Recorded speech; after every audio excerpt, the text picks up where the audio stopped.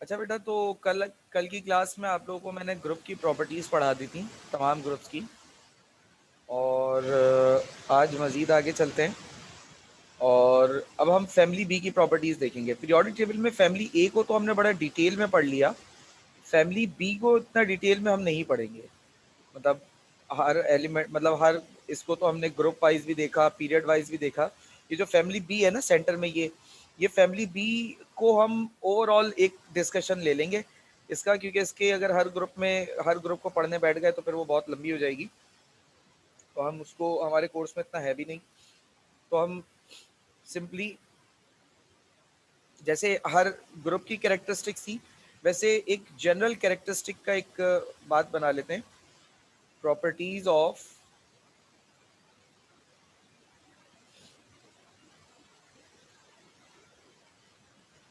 Properties of transition metals.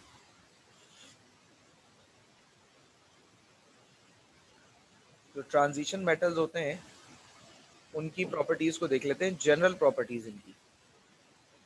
अच्छा, transition metals का मतलब है फैमिली वी, याद रखिएगा, फैमिली बी। अच्छा जी, इनकी प्रॉपर्टीज में देखें तो they form colour compounds. Family B के ज्यादातर कंपाउंड्स कलर्ड होते हैं। जैसे कि अगर हम इसकी कुछ एग्जांपल्स की बात करें तो आपको एग्जांपल्स भी दे देते हैं।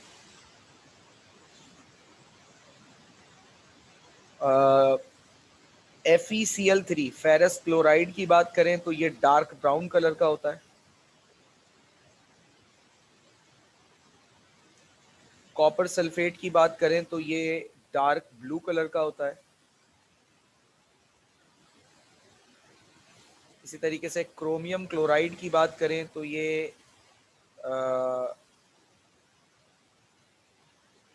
डार्क ग्रीन होता है। और निकल सल्फेट की बात करें तो निकल सल्फेट जो है वो ब्राइट ग्रीन होता है। ठीक है, तो ये कुछ एग्जांपल्स हैं कि कलर्ड कंपाउंड्स फॉर्म करते हैं। इनके ज़्यादातर कंपाउंड कलर्ड होते हैं, नॉट ऑल बट मेजॉरिटी। ठीक है। अच्छा, they form complex compounds. They form complex compounds, ये कॉम्प्लेक्स कंपाउंड्स बनाते हैं। अच्छा, कॉम्प्लेक्स कंपाउंड्स क्या होते हैं, इसकी भी अगर एग्जांपल दे दूं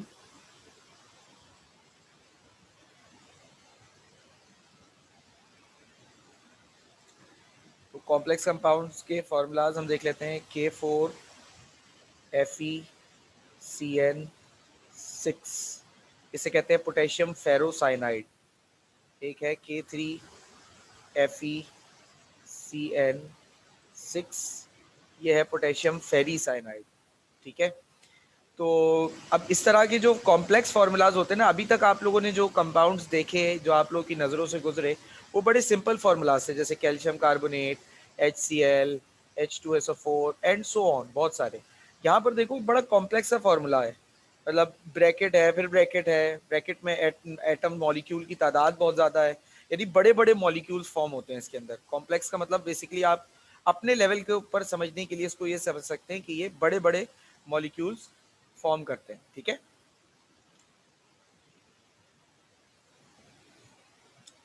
और they form coloured compound, they form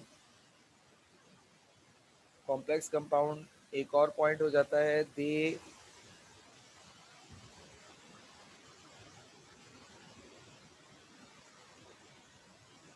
show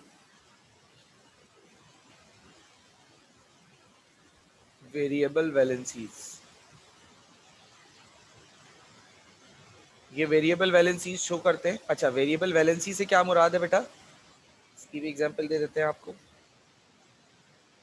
variable valency से यहाँ मुराद है कि वेरिएबल वैलेंसी से यहाँ, एक मिनट बेटा, मुझे ज़रा एक मिनट दीजिएगा।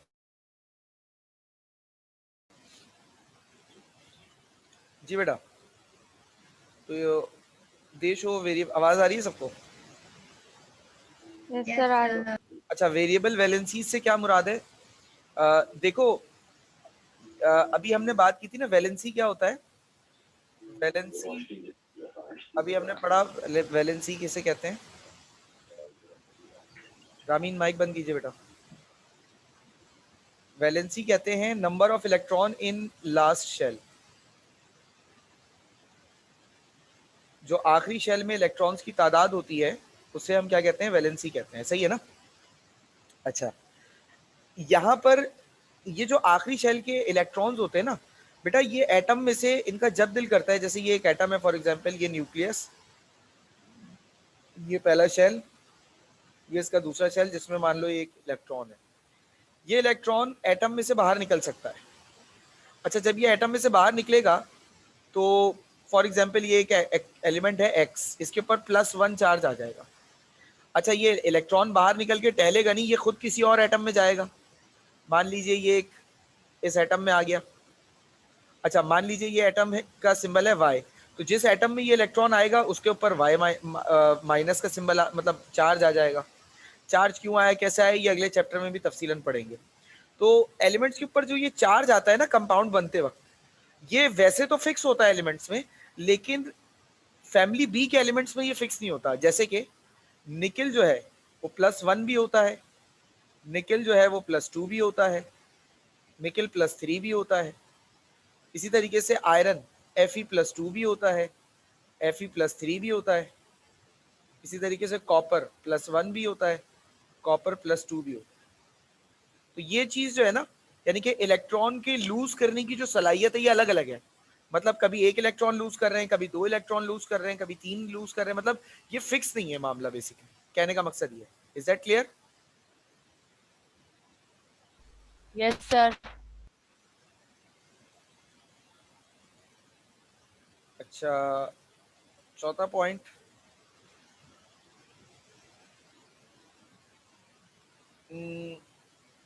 दे आर गुड कंडक्टर्स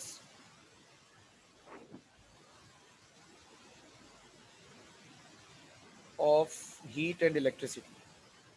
ये हीट और इलेक्ट्रिसिटी के गुड कंडक्टर्स होते हैं। ठीक है। अच्छा, their melting point,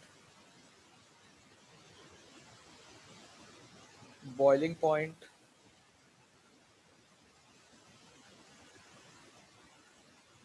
and densities are higher than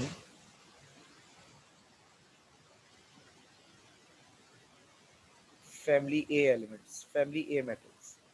family A metal की जो मेल्टिंग पॉइंट, बॉइलिंग पॉइंट और डेंसिटीज़ वगैरह होती हैं, उनके मुकाबले में इनकी मेल्टिंग पॉइंट, बॉइलिंग पॉइंट और डेंसिटीज़ ज़्यादा होती हैं। यही वजह है कि इनको हैवी मेटल्स भी कहते हैं, यानी ट्रांजिशन मेटल्स को हम एक नाम और भी देते हैं, इनको हम हैवी मेटल्स भी कहते हैं, क्योंकि इनकी डेंसिटी जो है वो अल्कली मेटल्स के मुकाबले में बहुत ज़्यादा होती है। That is why they are called as heavy metals. ठीक है। अच्छा, डेंसिटी क्या होती है? डेंसिटी बेटा पहले भी समझाइए। डेंसिटी होती है, density is equal to, formula होता है डेंसिटी का,